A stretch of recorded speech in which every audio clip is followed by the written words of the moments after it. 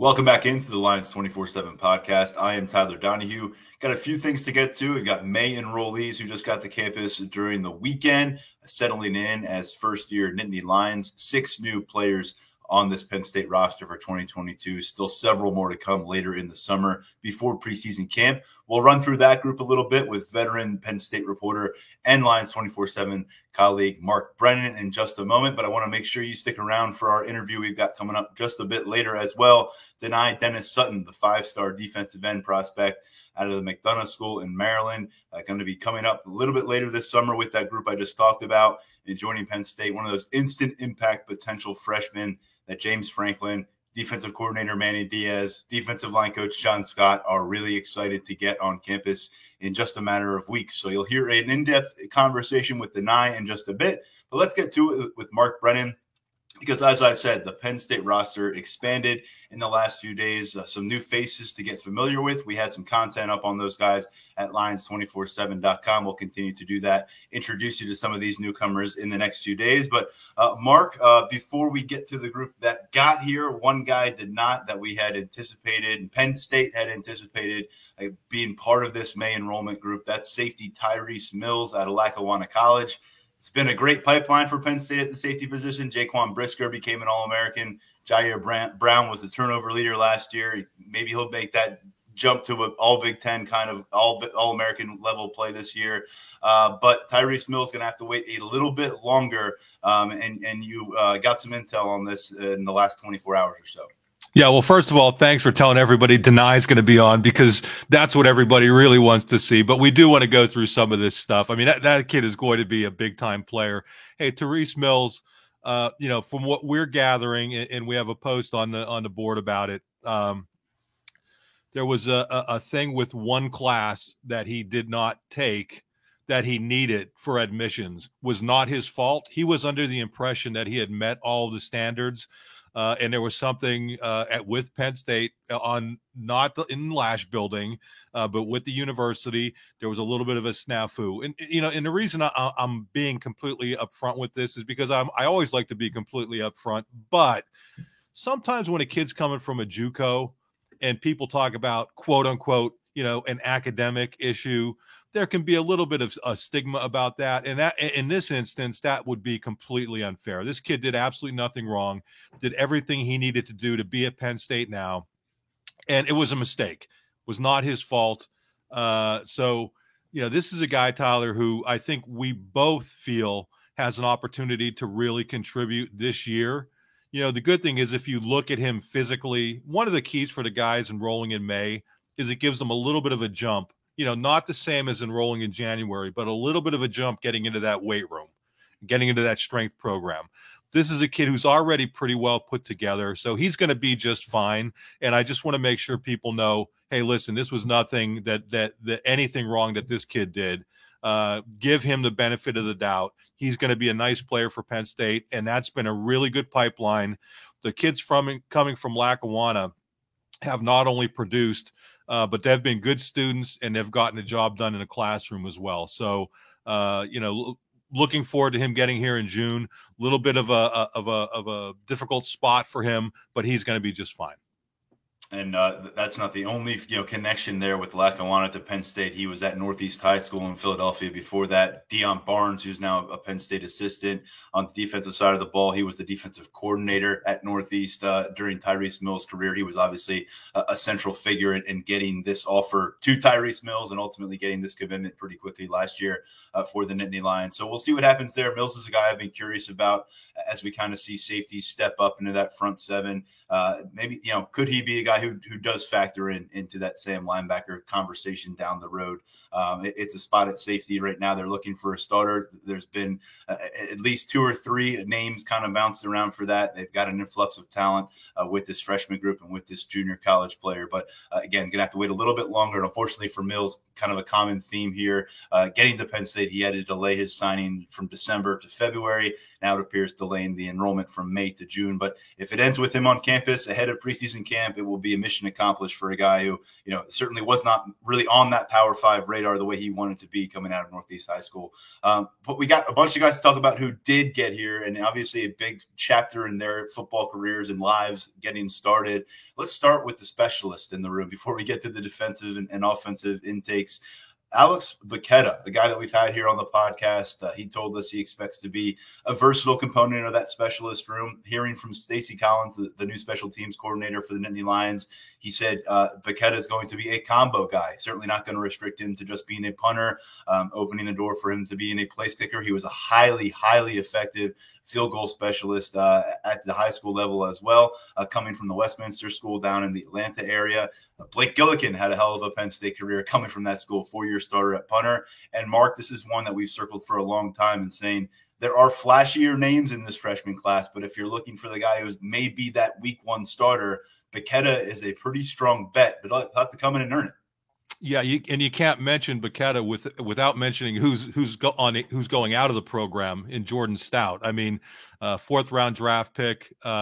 Just obviously did a magnificent job on a lot of levels for Penn State. But when you look at players who can make an instant impact from this kind of quote unquote late arriving group, to me, this is one of the, outside of Hunter Norzad, the offensive guard transfer, and Robinson, who's coming a little bit later, the D end. To me, this is a kid who really has an opportunity to step in and be the starter. One of the things James Franklin said that I thought really resonated is that he's had an opportunity to work out with Blake Gillikin. And Gillikin said this kid is, I think, the best prepared incoming freshman or something like that as a punter. And we've dealt with Blake Gillikin. He's a straight shooter. He's not just going to say that sort of thing. So kind of the background that this kid has. And, you look at where they were in the spring. I don't know that anybody really kind of stood out and seized that job. So I think he has a real opportunity to come in here and be, a first-year starter, 4-year starter type of guy. Let's go to the guy you mentioned there, the transfer, Hunter Norzad, coming in after a career at Cornell, earned his engineering degree at the Ivy League level. Now he's going to finish off his football career. We saw a similar path at the Ivy League to Big Ten transfer last year. Eric Wilson going from Harvard to Penn State. He ended up taking over the left guard job during game 1, held on to it throughout the remainder of the season. Spent a little bit of time just now on the New Orleans Saints roster. But this is one that, look, talk about needs, punters in need going into the summer. So is offensive guard. I still think Landon Tengwall is in a good spot on the left side. Going to have to be out there consistently, accrue those reps, handle himself, and get that job. But that right side, Salim Wormley, limited during spring ball, but out there, I think that was good to see him involved. We talked about that a lot. JB Nelson coming in, we saw him working on the left side. Golden Israel Achumba, I think right now he's still really a reserve at this stage of his career. To me, Hunter Norzad coming, he didn't come in here to watch football. He came in here to make his mark and make his move toward NFL draft status. And this is one that Penn State, if they can hit on it, can go a long way towards potentially coming up with some remedies. And Phil Trautwein needs a few between now and kickoff. Yeah, one other guy I throw in there is Nick Dawkins. I know he plays a lot at center as well, but I did want to throw him in there. But I think what it speaks to, Tyler, is the competition. Okay, So Sal Wormley would have been a starter last year from what we heard had he not been banged up. And I think everybody can look at Landon Tengwall and see the upside there, what he could become. But you need competition. And that's something through nobody's fault that they didn't necessarily have in the spring because there were a lot of injuries. And as you mentioned, Sal Wormley was still a little bit limited coming back off of the injury last year. So to get this guy in to be able to fight for a spot, I think that's just a good thing all around. It was funny because there was a photo, somebody posted a Twitter photo on the Lions Pride board of Hunter Norzad with the rest of these enrollees. I'm calling them early enrollees with the May enrollees, and he was standing next to Drew Shelton. So, Hunter is listed at 6'4". I don't know that he's quite that tall. I'm guessing he's 6'2", 6'3". But if you look at him, he is really put together. I mean, not super heavy, probably right in there around 300 pounds. but you can tell he's athletic. He has all those things kind of going for him. So to me, can he come in and be a starter? Yeah, I think he has the opportunity to do that, but I think just generating that competition at those interior offensive line spots is a really big thing. Yeah, thanks for bringing up Nick Dawkins, because do think he's made himself a viable option at a couple spots there on the interior, and that's important for them because they've got a lot of year 3 offensive linemen that they need to step up. It seems like Nick Dawkins is putting himself in a spot to do that, be a competitive member of that group going into preseason camp. And by the way, he has already lost that inch. 6'3", 310 pounds was Hunter Nourzad on the official press release that Penn State put out there announcing his arrival. This is one we'll find out with Damian Robinson a little bit later in the summer. Mitchell Tinsley, very much in consideration to start. You didn't get the high volume that you did last year in the transfer portal, but you didn't hit on every single one of those pickups, at least not in 2021. So if you can get 3 starters out of this, or guys that are getting starter level snaps in September, considering kind of how quiet this process started in the winter in terms of additions, it's a pretty solid incoming group of transfers, and obviously now 2 out of 3 on campus already, Mark. Yeah, and again, it's depth. I mean, at all of those positions. I mean, when we were going into or coming out of last season, and you look at the people who declared for the NFL draft, or you looked at places where they were a little bit thin, how do you address certain things? So I think the one thing they didn't really address in the transfer portal was maybe adding a linebacker. Don't know if that's going to happen at this point, but they've been very good through the early part of the transfer portal era, I guess we would call it, with addressing needs. They did it last year and they did it this year. And I think Hunter is another example of being able to go and get that done. And another example of a guy who's kind of a one-year situation here as he's down to the end of his eligibility. He was a 20 consecutive starting right tackle for Cornell, selected as Phil Still's Ivy League Offensive Lineman of the Year last year. So there's a little bit of information on the newest Nittany Lions offensive lineman. They've got a few more incoming this summer as well. They've got one already on board here in May, Drew Shelton. You mentioned it. You can see the frame when he sets foot on campus. I'm curious to see what he pops up on the roster. I know that he's got some physical gains to make. I think he's got some strides to make. They're going to want to really, I think, ramp up the caloric intake and make this guy look more like a Big Ten offensive tackle. But right now, he looks like a top 24/7 offensive tackle prospect. I mean, these top offensive linemen you're seeing, they're not guys anymore that need to shed a bunch of bad weight. These are guys that come in looking more like basketball forwards that then you're building up.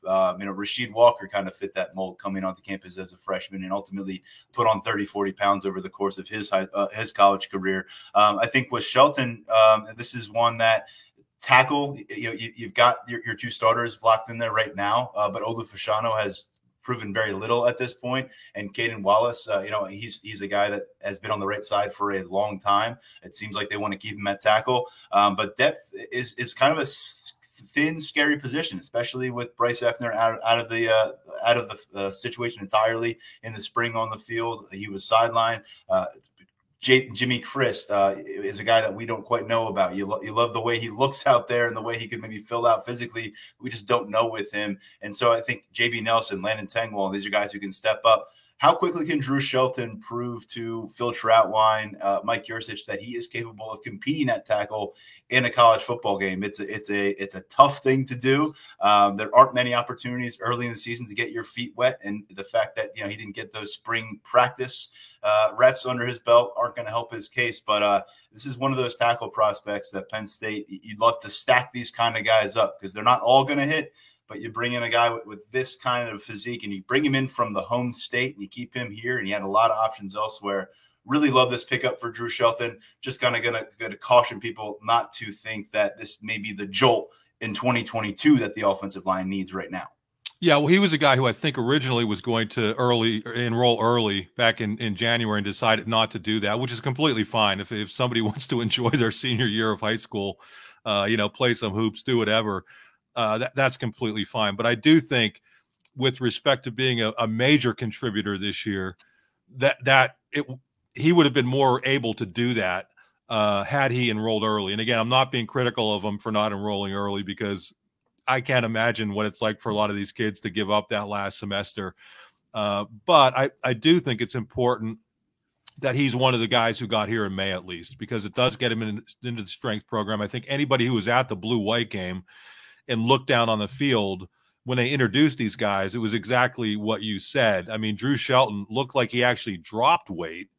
And that is a good thing, people, because as Tyler mentioned, it's better, I think, for these guys to start from a base of being thinner and then allowing the strength program to build them into the people that they're going to become. I think Michael Menet was a really good example of that. You know, he was a guy who came in at 260, 265, something like that. And, you know, they built him up quickly. Will Fries. I mean, these are guys that they were able to build up, you know, relatively quickly. And I think you're going to see, if you look at Drew Shelton, what you see is the frame. You see long arms, you know, just length and what you would expect out of an offensive tackle. So what sort of impact is he going to be able to make this year? I think it's going to have to do with how much strength and muscle he's going to be able to put on before the season gets here. And then I would envision him as potentially being a backup type player, but I would be surprised if he was able to really compete for a starting spot. I may be wrong. He may prove me wrong. But I think he's in a really good spot.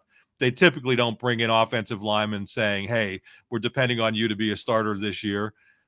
Even a guy like Tangwell, who was 310, whatever he was a physical beast when he got here. They took it easy, kind of easing him in to work. So be patient with Drew Shelton. He's going to be just fine, but has to bulk up and fill out a little bit. And I think back to Caden Wallace in 2019, initially a guy that the Penn State staff thought could get that, was going to be a green light kind of freshman for them. I think he arrived on campus in May as well that year. By the time they got through August camp, felt comfortable in being a guy they could play, working on special teams. But then you get into September and you're thinking, are we going to burn a year of eligibility on a top-level tackle prospect, a top-level offensive line prospect? They opted not to do that with Caden Wallace. They said, we're not doing that for special teams reps, going to keep that red shirt on him, preserve that eligibility. You know, if it's a similar conversation with Shelton and you're talking about him flirting with that 4-game threshold, just something to keep in mind there. And obviously that's going to be dependent upon how performance is going on the offensive line, and obviously injuries will pop up along the way. It's just a matter of time. One other addition on the offensive line to this point in 2022 is JB Nelson, who I mentioned, getting reps at guard, getting some reps at tackle. Another one of those Lackawanna College prospects who showed up in January, joined the team. Another wide receiver also on board. 3 of them joined the program in January. Mitchell Tinsley from Western Kentucky via transfer, and then Caden Saunders and Omari Evans, some guys who brought serious speed to the room as early enrolled freshmen. Tyler Johnson, Mark, is now on board. He's a guy that I caught up with on Friday. I'll have something written up on him this week coming up to the site. But kind of compared to some of the other recruitments that we followed for Penn State in 2022, very much under the radar. He committed last June when things were really heating up for Penn State with this class. I think this is one that people kind of may have overlooked, and maybe you go through this list of commits and guys who are already here, and you kind of got to remind yourself, okay, Tyler Johnson's adding to this wide receiver room too. Big play last year, 30 yards per catch in 2 different seasons. He had a spring season that really put him on the map as a Power 5 prospect. And then he had a fall season where he validated a lot of that stuff, went for 1,200 plus yards, 15 touchdowns on only 40 catches. He told me he's been training with an emphasis on speed development, so trying to maybe catch up with those guys like Evans and Saunders. And he said he's in the low 4.4 range. We'll see what Penn State gets on him when they get him through some testing. But he felt confident that he was coming to campus really ready to fly out there in a way that he hadn't necessarily done in the past. Out of Magna Vista High School, Mark, a name to file away at receiver. There are 6 players with freshman eligibility on this 2022 roster in that position room. Tyler Johnson among them, and a guy that I think it's going to be an uphill battle for him to get involved in that rotation over the course of this year. But I really like this pickup, and I think that it's among offensive additions for this class. It's one that probably people just aren't really paying as much mind to as they maybe should be. Well, and when Penn State, as you mentioned, he was really an under-the-radar guy when Penn State offered him, right? I mean, Not a lot of people knew about him, and he committed, I think, relatively quickly. But it's going to be a challenge in that room, and that's that. But again, it speaks to what I was talking about before. You're starting to see some of these positions just have more talent overall. So is it a good thing that Tyler Johnson is going to struggle for playing time? Not for him, but for the position overall. Yeah, I mean, you got to come in and fight. And guess what? If he comes in and plays better than expected immediately, I think he will have an opportunity to do some things. But I think outside of the guys we've already mentioned, it's going to be kind of difficult for a lot of these other kids to make an immediate impact just because they weren't here in the spring. But that's, again, I don't want to come across as being negative toward guys who didn't enroll early, because there are different reasons for it. Sometimes you can't graduate early. Sometimes you want to enjoy that spring semester. But he's going to have plenty of time, and let's see how it plays out for him. Yeah, it comes off very confident from our conversation that he's ready to get up to speed and compete here in 2022. Time will tell in Taylor Stubblefield's room. That is a group that will add Anthony Ivy this summer as well. So a lot going on as they establish a young foundation. Of course, Mitchell Tinsley, though, kind of that plug-and-play piece that we look at here in 2022 with Jahan Dotson on his way off in the NFL. The defensive side of the football, not addressed very much since Manny Diaz showed up to campus. In fact, they lost a bunch of starters to the NFL draft. They added Zane Durant, who was a revelation during spring camp, but now you're starting to see a little bit of a trickle in terms of accumulating new talent, new players for Manny Diaz and company to evaluate. A couple in the defensive backfield arrive in May. A bunch more arrive in the summer. But right now the focus on Christian Driver out of Texas, Cam Miller out of Florida. And speaking with Terry Smith about these guys and speaking with Manny Diaz about these guys, and every time you bring them up, Penn State very, very cautious to label anybody at a specific position in this defensive back group. Get the sense that we could see Driver and Miller begin their careers at cornerback. Also understand that by the time we get to spring camp in 2023, either of those guys might be playing a different position at safety. We've seen some fluctuation. We know that Anthony Poindexter loves to get safeties with cornerback skills. Who doesn't love that as a safeties coach? But they got a couple talented players here and two of their more important long-distance pickups of the 2022 cycle. Yeah, and I think the last thing you hit on there is important. I mean, to continue to go in and do the great job they've done in Florida. I mean, it's unbelievable with Cam Miller. And then obviously with Driver, there was, a previous relationship between James Franklin and his dad, Donald Driver, former Green Bay Packers wide receiver. But still, to be able to go down to Texas, obviously Penn State, to build the best recruiting classes, it's always going to have to recruit well, in that 300-mile radius around State College. But to be able to go and add pieces like this to a class is really important. And I think the other thing you hit on, Tyler, is the positional flexibility. Both of these guys could end up at either position, or either of these guys could end up at both positions, however you want to phrase it. And that's important. I mean, we've seen it. I mean, Keaton Ellis comes in as a corner, and, where does he end up? At safety. Zakee Wheatley, ends up being the takeaway king, moving from corner to safety. So to have players who have that sort of positional flexibility, and what does that tell you about them? It tells you that these are guys who can cover and they're tough. And that's important. Now, again, I would caution that you're looking at some significant talent in that defensive backfield, even with, losing some people. And I think they just keep building and building and building back there. So will either of these guys have an opportunity to contribute this year? Not sure. I think if they do, it would probably be on special teams or as a relatively deep reserve. But adding that positional flexibility and continuing to build those pipelines into two key states, really important. Both of these guys, have the offensive background too. I think that's important to note that Penn State, and everybody loves to collect defensive backs with ball skills, with the offensive experience. Don't want guys that don't flash that at any point in their high school career. And with Christian Driver, I know that there was conversations about whether he wanted to play wide receiver or whether he was open to playing defensive back at the next level, and where he ultimately landed that. And that was a part of this recruitment process. And I think with Cam Miller, he started his career at Fernandina Beach before he ended up at Trinity Christian Academy in Jacksonville. Now, he went from a school that was very much off the radar, not a perennial playoff contender or anything by that stretch of the imagination, to one of the premier powerhouses in that area of Florida at Trinity Christian. And I really just think he made a seamless maneuver. He was very effective on all three phases. A guy that could maybe be a factor as a special teams returner, I think, for Penn State as his career progresses. Both four-star talents by evaluation of 24/7 Sports. But I think people down in Florida, Andrew Ivins is among them. We had him on the podcast last week talking about Miller a little bit. There's a sense that maybe he went under the radar, undetected a little bit in a way because of the program that he spent his first few high school seasons at it.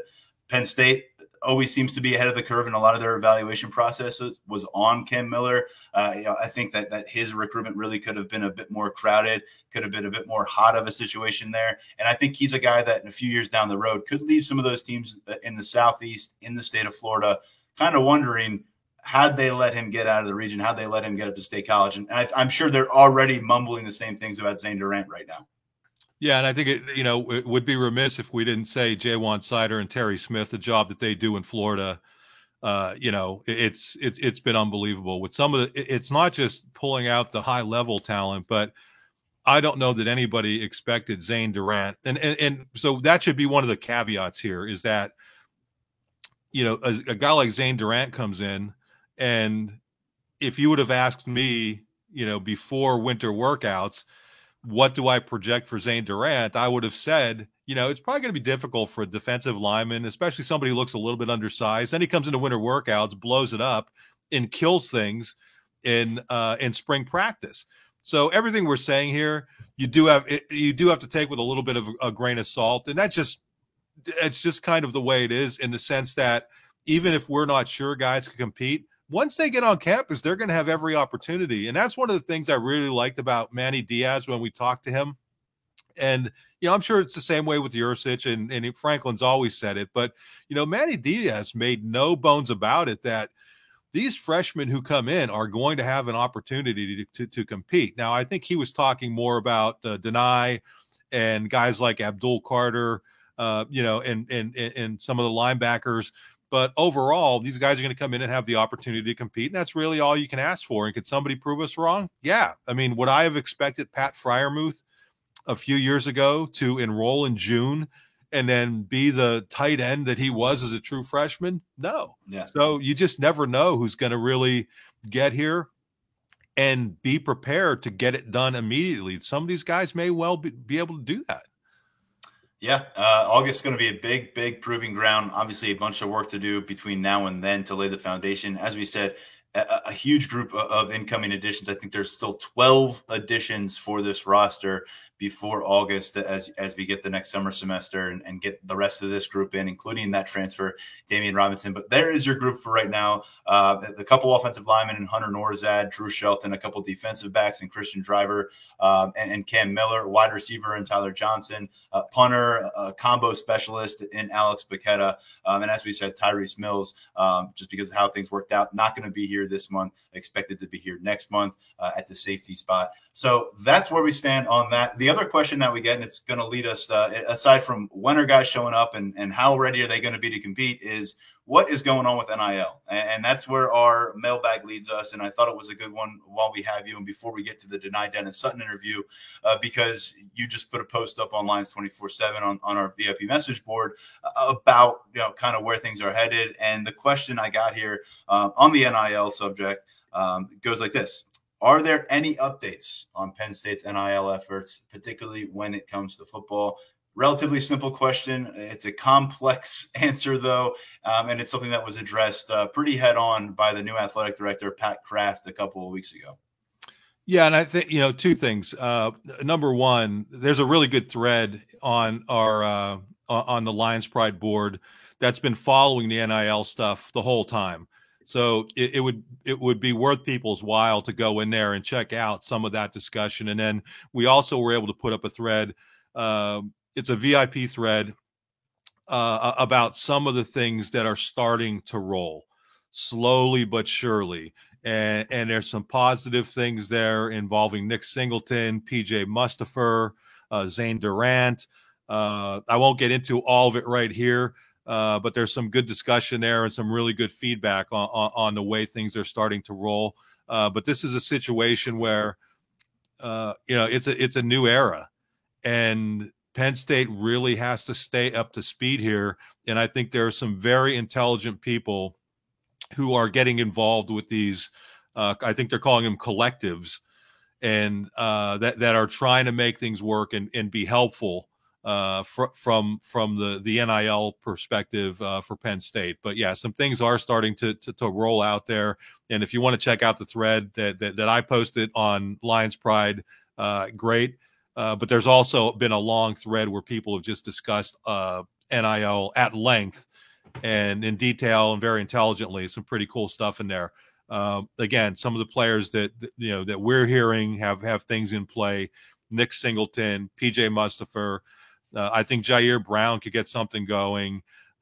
Zane Durant has something in play, and it's going to keep going and going and going. So this is just kind of some of the things that we've heard about in the last couple of weeks.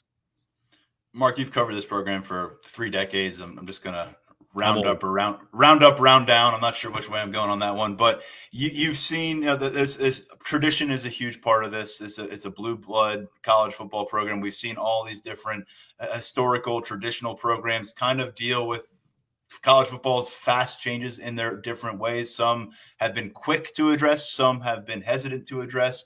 How do you think now that Penn State clearly trying to publicly get the ball rolling, how do you feel the at-large, massive network of alumni, particularly those with some checks in their back pocket, are reacting to what is happening and the reality of college football?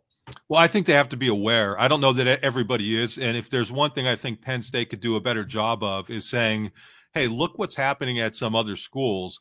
And things have been one way for a long time.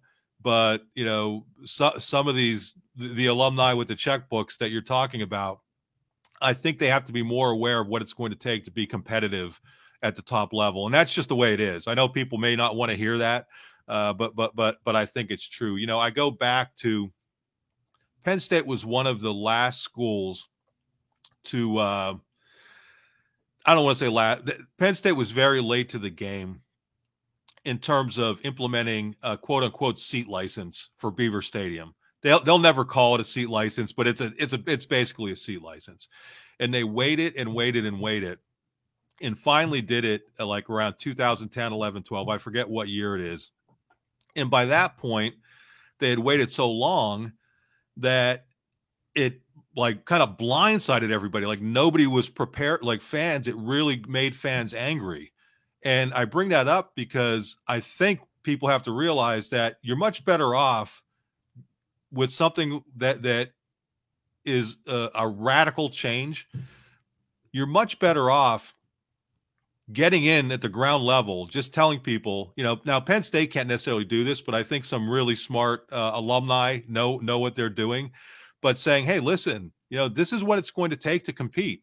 And the longer you wait, the more difficult it's going to be. So I think there are going to be opportunities out there, and I would just tell people to keep their eyes and ears open.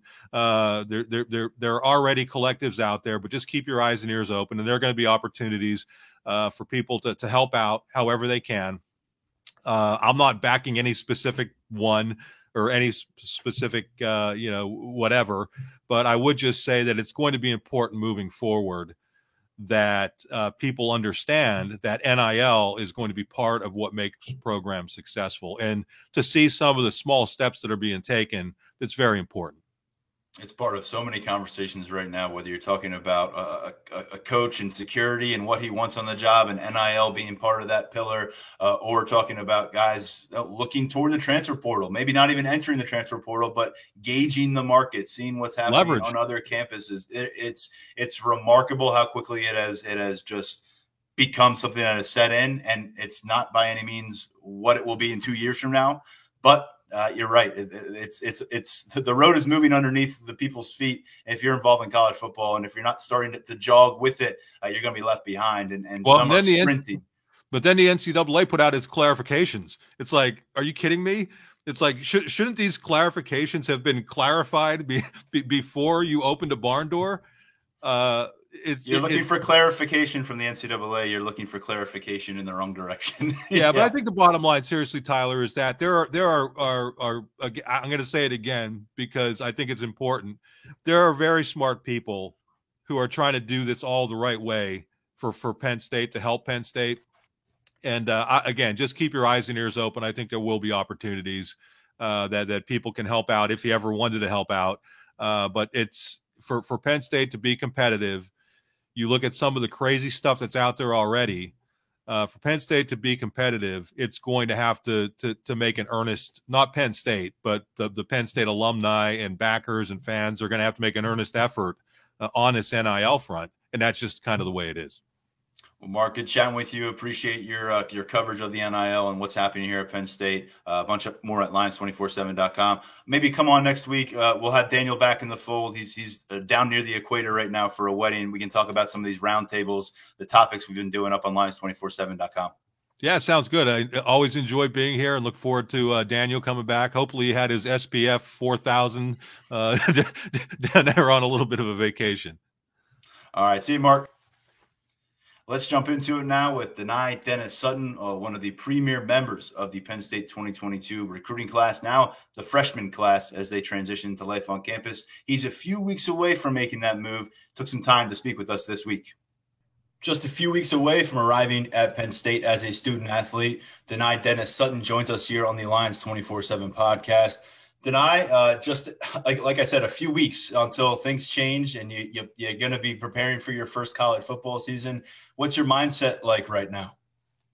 I'm ready. I'm excited to get working with the guys, the class, the D-line, all them guys. So I'm looking forward to it, and I'm ready to get out there. You mentioned before we started recording that you've wrapped up school, you've wrapped up track season. Congratulations. Obviously, a high school career impacted by COVID. Your career was impacted, but you came out the other side. What was it like for you, I guess, to finish up on a high note? Obviously, I think people saw you on the track field and they said, this guy's going to be a defensive lineman. What was it like for you the last few months? It's been fun. These last few months have definitely been a lot of fun, like you said, with track and still training and stuff. This was my first year doing track. I did indoor track in the winter and then outdoor track in the spring. So it was fun. It was fun to, get my last, couple months with the other seniors and the younger guys to just compete with them on the track field. It's just another way to enjoy the time with them. But these past couple months have been good, just preparing to get ready for state college, You mentioned you're 6'5", north of 250 pounds right now. What were you actually participating in track, and any numbers you'd care to share that you're particularly proud of? Yeah, so I was about the same weight doing track season, about 250, 255, somewhere around there. And then, like my 100 meters, like around 11.3. And then I did the 200, but I did the 4x2. So I don't know the exact split time for the 200, but I think it was pretty good for my size and a first year track runner, I would agree with you. Now you're preparing for college enrollment in the classroom, on the field. Obviously, you got to wait till August to get on the field, but how are you doing that? What specifically kind of have you changed about your routine that is tailored toward putting you in a position to succeed as a freshman at the college level? Yeah, so during the school year, I was, lifting 3 or 4 times a week and then going to track practice every day. And it was hard to get, D-line specific drills in. But now that I'm out of school and I have, 4 to 5 weeks off, I can pretty much do everything every day. Like in the morning, I hit the weights. Then in the afternoon, I go to the track, and then in the evening, I can just do D line drills and anything that D line specific to get ready for the collegiate level. So these next couple of weeks have been really good and beneficial for me because I just had a lot of time on my hands. Not including school or any of that. I can just pretty much just work. We heard from James Franklin, from Manny Diaz during spring practice about getting guys like you prepared as much as possible mentally. So when you get to campus, you can hit the ground running when practices start in August as much as possible. What does that look like from your perspective? How is the staff preparing you specifically? So the staff, I mean, we've been going over the plays, the defensive installs that I need to know when I get up there. So we've been doing that and having meetings once a week for the past pretty much throughout the whole spring. Just so the guys that already are early enrolled, like everything they know, I pretty much have in my notebook, and it's just on me to study and know my stuff by the time I get up there. So we've been doing that, and then I've been watching the practices on my phone and stuff like that. So they pretty much been doing anything they can to get me ready. So when I come out there, I'm good to go. Considering your size and your athleticism and what we saw from you in high school and what we may see from you in the future, there's some versatility involved in your role in the defensive front. What do you see as your initial role? Are you a guy that has multiple positions at this point in your development? Do you see yourself going to a specific position right off the bat? Not really. I mean, I have no clue. But from my conversations with the coaches at State College, they see me as a pass rusher in the defensive end position. But I guess we'll see these next couple of years how my body develops and where I'll be. But that's where the coaches have told me I'll be playing. When I first get up there. You've got a couple McDonough pipeline resources in that defensive front already waiting for you. PJ Mustipher, Devon, of course, and then Curtis Jacobs at the second level, going to be a second-year starter at linebacker. How much did those guys and just that connection, and Kenny Sanders, of course, of being from McDonough, how much did that play a role in your comfort level making this decision, and how do you think it may help you when you get to campus? I think it helped me, make my decision go to Penn State because, like you said, it was just another level of comfortability that I had at State College and Penn State. Any questions I had, any personal questions about the team or the coaches or anything, I could just ask those guys instead of, asking the player that, I don't really know that much. I can just ask them guys because they give me the truth, they give me the honest, and just the real feedback. So I think that helped me in making my decision to choose Penn State. And then once I get up to Penn State, obviously, they've been through the tough workouts, they've been through the schools and the everything. So just me leaning on them guys, them giving me tips and giving me extra hand when I need it, or anything. It's always good to have a big brother on campus to look out for you. So I think all three of them guys would definitely be a big help for me. I think they were all kind of aware of you at different points of their career. Some of them were already kind of leaving McDonough. Some were still at McDonough when you were on your rise. Do you have a particularly close relationship with any of those three, all of those three? Yeah. So I mean, Curtis and Devon, I'm really close with. Obviously, I went to school with those guys I went to school with Devon for 1 year and then Curtis for 2 years. So just being on the field with them guys, being on the D line was, we built a special bond those couple years we played together. But yeah, I've talked to PJ too. From what I've heard, we have similar mindsets of, always wanting to work and, stay focused on our craft. So I think me and PJ will get closer once we get, on the field together. But all the conversations I've had with all the McDonough guys, PJ, Kurt, Devon, all them guys, they've we all had a special bond together. So I think we'll do special things at State College. Well, you know how it worked with Penn State and McDonough. It's who's up next down there. And Mason Robinson is a guy that recently told us he'll be making an official visit. You don't have to go down the road of his recruitment all that much, but what is this guy at the defensive line position? And Penn State's in the mix with Mason Robinson, of course. Yeah, nah, Mason is a hard worker. He's a special talent, especially pass rushing. Like it was so fun playing with on the D line with him these past only 2 years because of COVID, but just working out with him, he, like I said about me and PJ, we have similar mindsets, and it's the same with Mason as well. Like he's always working, he's always in the weight room, and he ran track as well. So he, he's gonna be special wherever he goes. But I'm trying to get him to come to Penn State. I'm trying to pull him, over my way.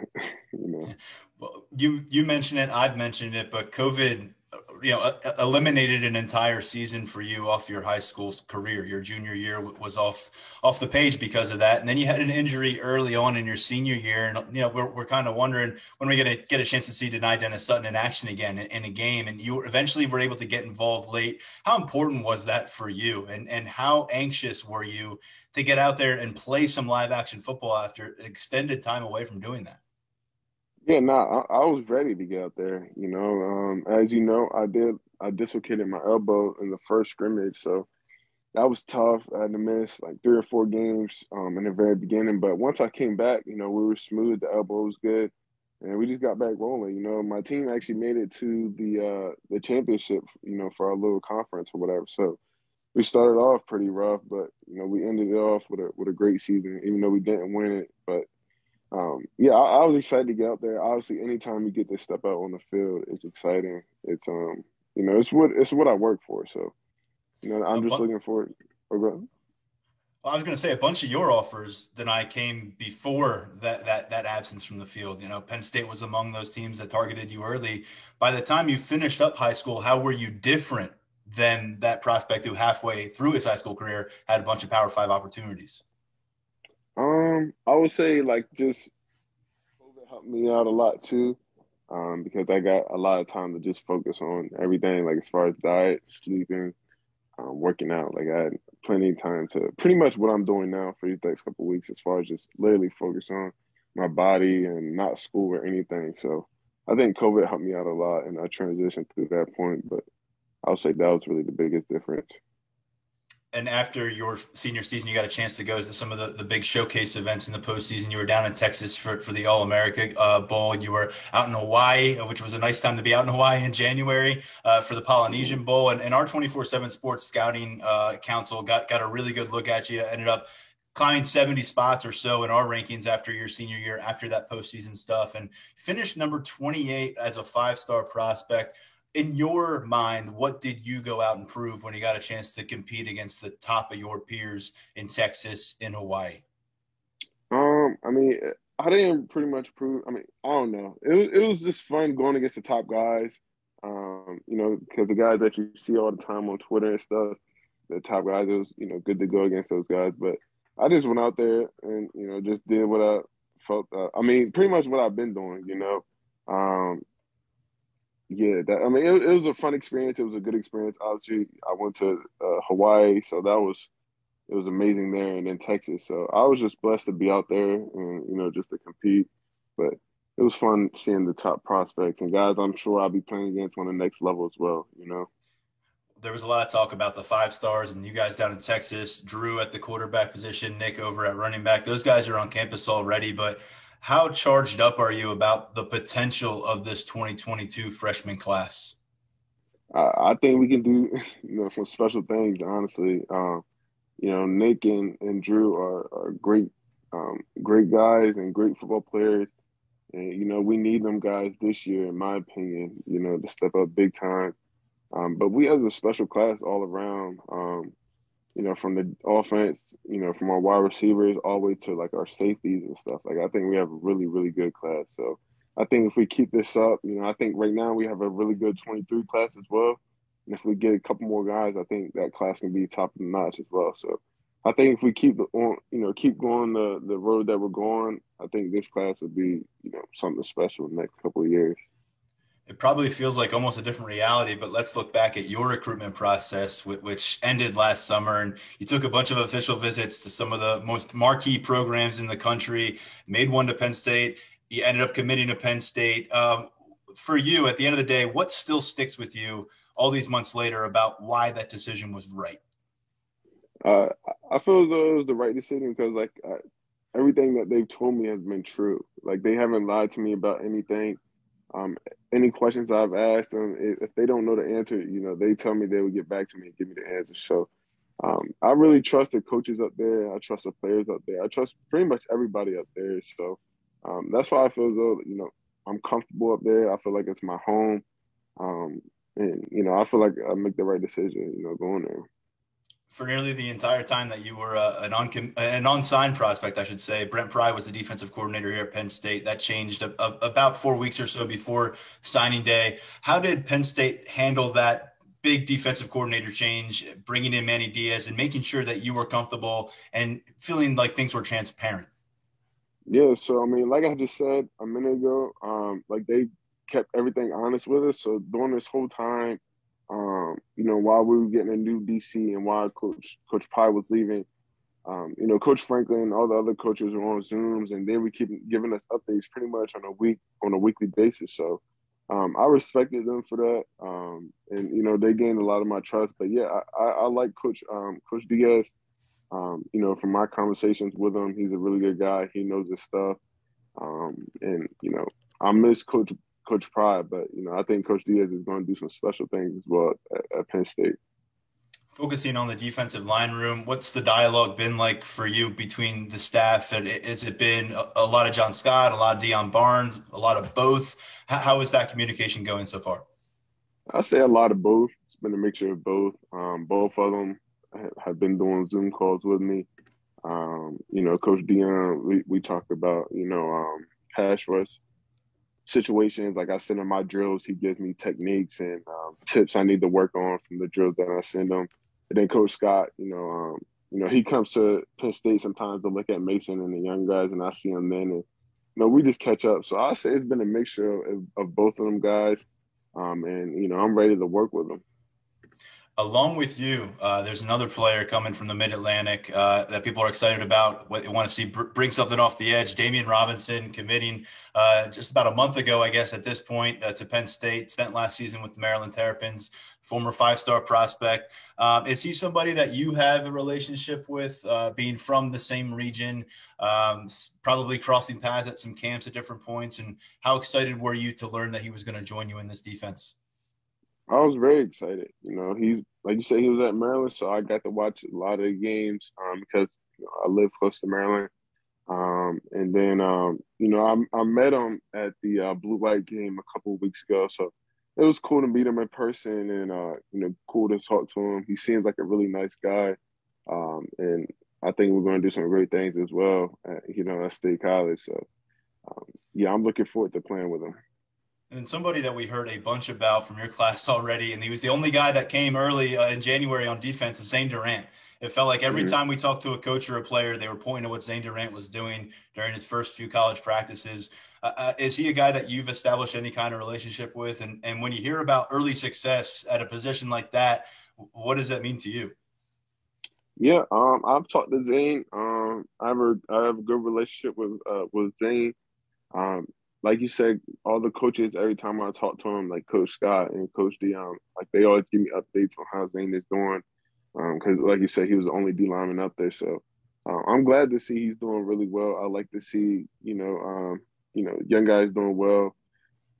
But I think it's motivating for me because just to know it's possible, like he's doing his own thing already, so it gives just a little bit, it gives me a little bit, room to relax, per se. Because it's like I'm not, I have people that are already up there in my class doing good things, so I'm looking forward to working with Zane. And yes, I talk to Zane a lot. So. Something that has been a hot topic here, especially when we talk about high-level prospects such as yourself, is the NIL conversation. We had Drew Aller on this podcast and discussed that a little bit before he enrolled. He didn't have much of a plan in place for himself. Is it something that you can go into as much detail as you'd like, but is it something that you have a strategy, that you have some kind of plan in place for, or is that something you want to develop as you get to college and kind of work your way through it? Yeah, so I've pretty much been waiting till I step on college campus, because I don't want to get caught up in any, rules or violations or anything. So I've pretty much been, not doing any NIL conversation or deals until I get on campus. But I don't really know. I think once I start producing on the field, I think that's when I'll be more focused and more deals will start coming in. But right now I'm not really too focused on the NIL deals. I think I need to focus on my game and craft first, and then once I start developing those, I think that's when the deals will start coming in. Talk about on-field production. Manny Diaz told us that he wants to throw the red shirts out the window when guys get to campus and give everybody a chance to prove they belong on the field. Then they'll sort through things. What is your personal expectation for when you get to campus and then once you get on the practice field in August, leading up to September 1st kickoff at Purdue? I would say I'm expecting to go in and just do what I, am supposed to do, whatever the coaches ask me to do. If the coaches tell me I need to, take a couple of weeks to focus on something, I plan to do that. But I don't really know what they expect me to do quite yet. But right now I'm just focusing and preparing for, the unknown. So whatever they do ask me to do, I'm capable of doing, so that's really my goals. We'll see you up here on campus in a few weeks. Last thing for you here, kind of give you the open microphone. What is your message about what this class is bringing to campus and what you guys are looking to accomplish here in the next few years? I think this class is going to, be something special. I think from our conversations, I think we're a confident class. I think we know who we are. I think we're coming in to not just, sit back, but I think we're coming in to make a change and make an impact immediately. So, I hope we can win some games this year, beat Ohio State, and then you never know, maybe be playing in the college football playoffs or something. So I think we have some big things coming up, and I'm looking forward to it. Well, he is Dani Dennis Sutton out of Millsboro, Delaware, by way of McDonough, and he's going to be up here in just a matter of weeks for college enrollment. Dani, we'll see you real soon up in Happy Valley. Thanks for the time. Yes, sir. Thank you. Appreciate it. Really appreciate Dani for providing us with some time at a very busy point in his life. We'll see him up here next month, and a guy that we'll see on the field, I think, this fall. Looking forward to seeing a lot of this freshman group. As we said, a bunch of them getting to campus here last weekend. A full coverage of that at Lions247.com. The offensive lineman Hunter Norzad here as well. Got some highlights from his days at Cornell up on the site as well. We'll talk to you real soon. We got another episode coming this week. Hope to break down a member of this Nittany Lions recruiting class with one of his high school coaches.